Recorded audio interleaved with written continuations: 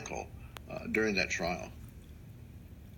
Well, I say that in the opening of the book. I mean, the book is called Michael Jackson Conspiracy for a reason, because I believed at the time there was a media conspiracy against Michael Jackson, and I still stand by that, because in that particular trial, I don't believe that he did anything to that kid with cancer.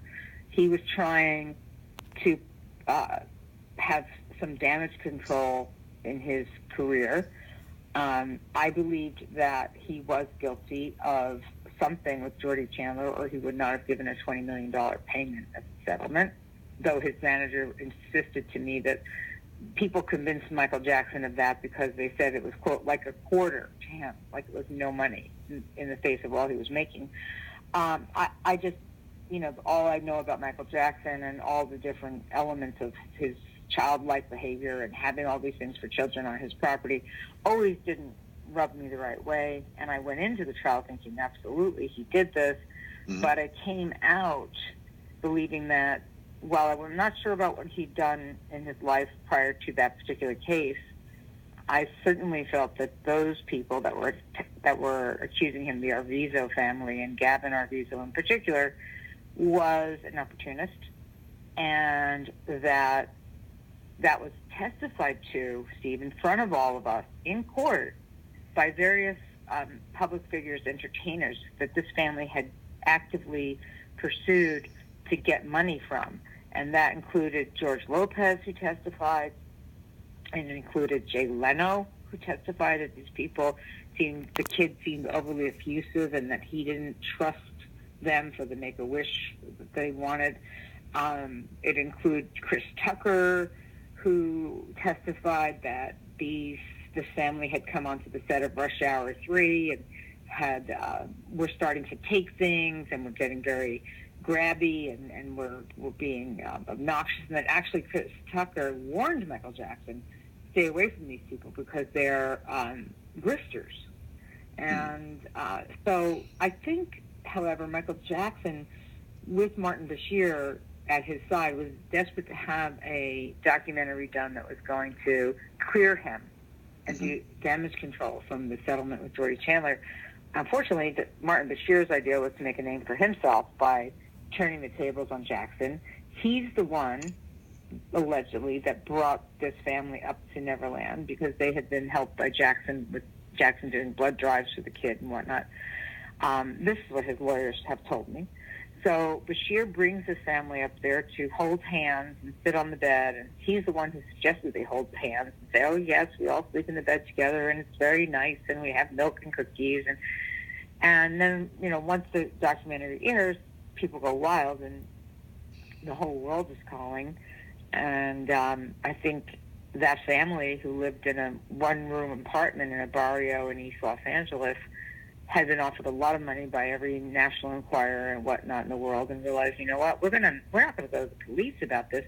We're going to go right to Larry Feldman, who was Jordy Chandler's lawyer, because if they had gotten a criminal conviction in Santa Maria in 2005, then a civil judgment would almost be a shoo-in for them, and they were looking for that $20 million payout as well. So I still stand by that, no matter what. I know there's this new HBO documentary, Leaving Neverland, and there are two accusers that are pretty adamant that they suffered from molestation at the hands of Michael Jackson. I can't answer for that. I'm not there. Michael Jackson's not here to defend himself or comment. I can only say that at that trial in Santa Maria, which is the only criminal trial ever against Michael Jackson, I came to not believe at all the family of accusers. They were liars, they were cheaters, they were thieves. All of that came out. Their stories didn't match each other. The kid didn't know how many times he was supposedly molested. There was so much garbage with these people that I knew why the jury decided that Jackson was not guilty, because nothing you could believe out of their mouths rang true. Mm-hmm. They all contradicted each other.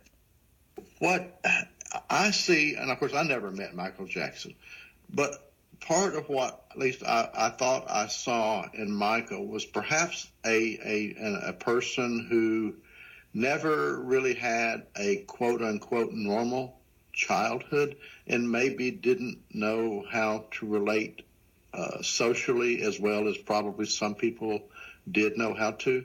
Was there any impact on the fact that maybe he related to children better than he did adults?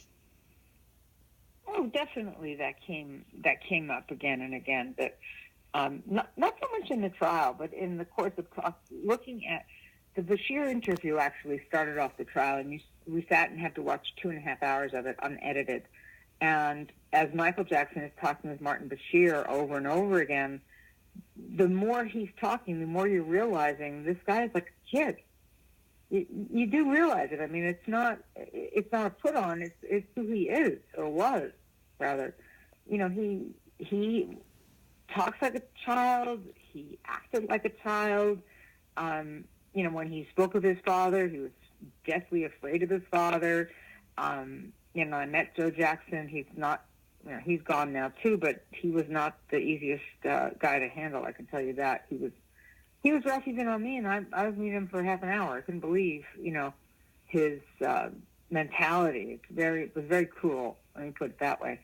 So, you know, clearly Michael Jackson as a kid who was being forced to perform on stage at the age of 5 and 6 years old at strip clubs and pick up pennies and change from the floor at the behest of Joe Jackson, had to be confused, because while he's doing that and watching and sleeping in the same motel rooms with brothers who are sleeping with girls and whatever and having to pretend he's not hearing it, he's also got a mother at home who's a Jehovah's Witness. So they weren't allowed to have birthday parties. They'd never celebrated a holiday. There was no Christmas. There was no any holiday or birthday. And so he, you know, he did definitely not have a childhood. No question about that. And he was expected to be the breadwinner of the family from the time he was 5 and 6 years old. And that's what he did. And he would talk about, and he did talk about the fact that he didn't want to go on tour. And he would, especially once he got to hit puberty and his face was pimpled and you know, he was hormones and stuff. He didn't want to be seen in public. And Joe Jackson would go scamper into their backyard and beat him out of the bushes to get him onto that bus, the tour bus. And he seemed to relive that quite a bit in the outtakes of the Bashir documentary. And you could see it. I mean, it was real. I mean, this guy, you know, he suffered. He suffered, and this is why he stopped talking to his father. That was the other thing. At the end of, when my book came out, I went and met Joe Jackson in Vegas at his invitation. And I said, well, you know, what's going on with you and Michael? Because Michael Jackson was still alive. And he said, my son won't talk to me.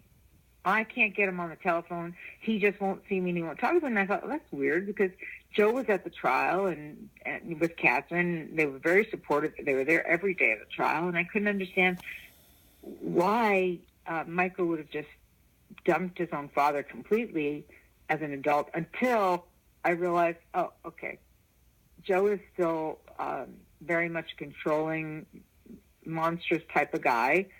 And hate to speak ill of the dead, but he was. And Michael Jackson felt used by him or abused by him. I can't say which, but certainly he wanted nothing to do with his own father. And, you know, that speaks volumes about someone's childhood. Yeah, yeah. Now, your book, Michael Jackson Conspiracy, tell us about your book. What's that